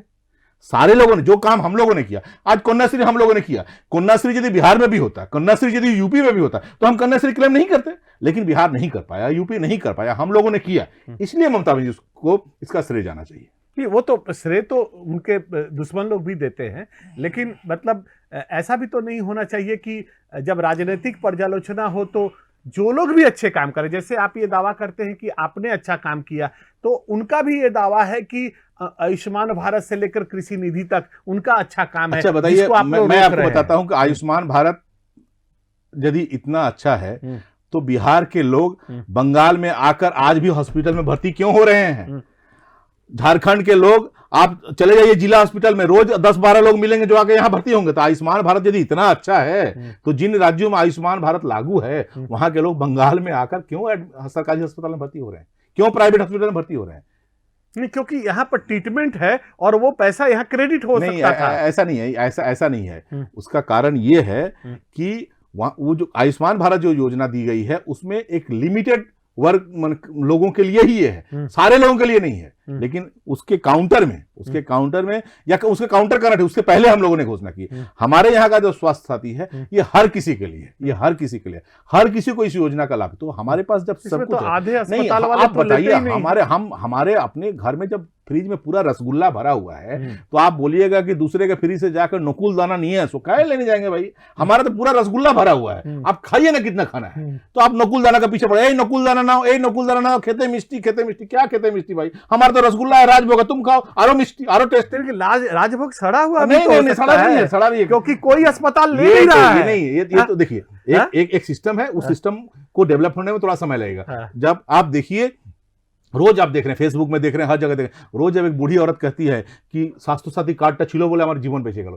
जब बीजेपी के नेता कहते हैं कि स्वास्थ्य साथी था इसलिए मेरे बेटे का जिंदगी बच गया, तो जब सीपीएम ने भी लाइन लेकर लिया, मैं किसी का नाम नहीं लेना चाहता, जब सीपीएम के नेता भी कहते हैं कि स्वास्थ्य साथी था इसलिए मेरा जीवन बच गया, तो हम लोगों को देखकर अच्छा लगता है। और ये तभी संभव हो पाया है जब ममता बनर्जी जैसे एक मुखिया इस राज्य में है और उनके नेतृत्व में ये काम हो रहा है, तभी ये संभव हो पाया है। भैया अब इसको समेटेंगे, अगर दोबारा चुनाव में आप लोगों को जाना पड़ा तो बंगाल के 5 उपलब्धि आपके नजर में शिल्पांचल के लोगों के हिसाब से क्या मूल्यांकन होगा? देखिए, बंगाल की जो भी उपलब्धि, 5 उपलब्धि मैं कहूं, बंगाल की जो भी उपलब्धि है वो तो इंटरनेशनली उसे रिकॉग्निशन दिया जा चुका है। आप कन्याश्री आप देख लीजिए, कन्याश्री देखिए, इंटरनेशनल सबूत साथी आप देख लीजिए, आप 100 दिन का जो काम है, 100 डेज का जो वर्क, लगातार केंद्रीय सरकार हमें जितना भी गाली दे, 24 घंटा सुबह से रात तक ममता बनर्जी को गाली देते रहते हैं दिल्ली के नेता, लेकिन जब कागज में रिपोर्ट बनाना पड़ता है तो बंगाल ही 1 नंबर में है, ये उन्हें लिखना ही पड़ता है। तो अब कहां गिना है, सुबह से शाम तक आप गिनते हुए चले जाएंगे। जो कल्चर, बंगाल की संस्कृति की रक्षा के लिए जो काम यहां करना चाहिए, सेकुलरिज्म, जिस तरह से जो हमारी संविधान की मूल संरचना है उसे जिस तरह से यहाँ पर जो फलने फूलने का मौका मिला है बंगाल में, हर भाषा भाषी के लोग, शिक्षा का जो विकास हुआ है, एक्सीलेंस का जो विकास हुआ है, ये जो हम लोग यहाँ पर कर पाए हैं, एक नागरिक को जो अधिकार होने चाहिए, खुली हवा में सांस लेने का जो मौका मिलना चाहिए, वो जिस तरह से हम लोग बंगाल में दे पाए हैं, अन्य जगहों में वो दुर्लभ है। ये सब कुछ सही होने के बाद भी ऐसा लोग कह रहे हैं, बाजार में जैसी आलोचना है, हवा बनी है या बनाया जा रहा है कि आम आदमी जो वोटर है वो आपके विरुद्ध में है और भाजपा के पक्ष में हो गया है, ऐसा लोग प्रचारित कर रहे हैं। कहां तक सच्चाई? देखिए, इस तरह का प्रचार दिल्ली चुनाव के समय भी किया गया था, दिल्ली विधानसभा चुनाव के समय भी इसी तरह का प्रचार किया गया था, परिणाम क्या हुआ आपने देख लिया। इसी तरह का प्रचार झारखंड के चुनाव के समय भी किया गया था, क्या परिणाम हुआ आप देख लीजिए। बिहार में भी इसी तरह का प्रचार किया गया था, क्या होते होते क्या हो गया आपने देखा। अंततः वहां भी मिट्टी पलीद हो चुकी थी, किसी तरह फेस सेविंग किया गया, गलत हथकंडों को अपना के वहां पर फेस सेविंग किया गया। तो आप मार्केटिंग कर सकते हैं, लेकिन जनता के साथ जो लोग जुड़े हुए होते हैं, जनता के बीच में जो लोग सुबह से शाम तक काम करते हैं, वो जानते हैं कि अंतिम हंसी कौन हंसेगा।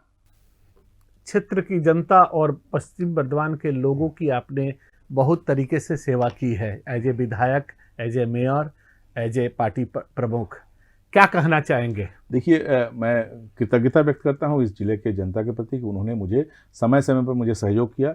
राज्य के मुख्यमंत्री के प्रति कृतज्ञता कि उन्हें मुझे बहुत काम करने का मौका दिया। वो यदि मौका नहीं देती तो ये काम करने का मौका मुझे नहीं मिलता। और उन जो भी मौका मुख्यमंत्री ने दिया उसे जमीनी स्तर पर एग्जीक्यूट करने के लिए, कार्यान्वित करने में जनता का जो सहयोग मुझे मिला उसके लिए मैं जनता का और राज्य के मुख्यमंत्री का आभार व्यक्त करता हूं। आने वाले दिनों में भी जो भी व्यक्ति इस जिले में उन्नति के लिए काम करना चाहे उसे जनता का सहयोग मिले, जिससे कि राज्य के मुख्यमंत्री का बंगाल को लेकर जो सपना है कि विश्व में बंगाल को प्रथम स्थान में ले जाना चाहिए, वो सपना पूरा हो पाए। कोई रिग्रेट नहीं, कोई रिग्रेट नहीं, कोई रिग्रेट नहीं। मैंने कहा कि हर व्यक्ति की ज़िंदगी में, पहले भी कहा है कि हर व्यक्ति की ज़िंदगी में आंधी आनी चाहिए। आंधी में कुछ लोग बिखर जाते हैं और कुछ लोग, जो लोग आंधी को संभाल लेते हैं वो निखर जाते हैं या संवर जाते हैं। तो आंधी आई और मैं बिखरा नहीं हूँ, तो आप जानते हैं संवर कर ही आगे दिन। सेनानी करो प्रयास अभय, भावी इतिहास तुम्हारा है, ये नखत अमा के बुझते हैं, सारा आकाश तुम्हारा है।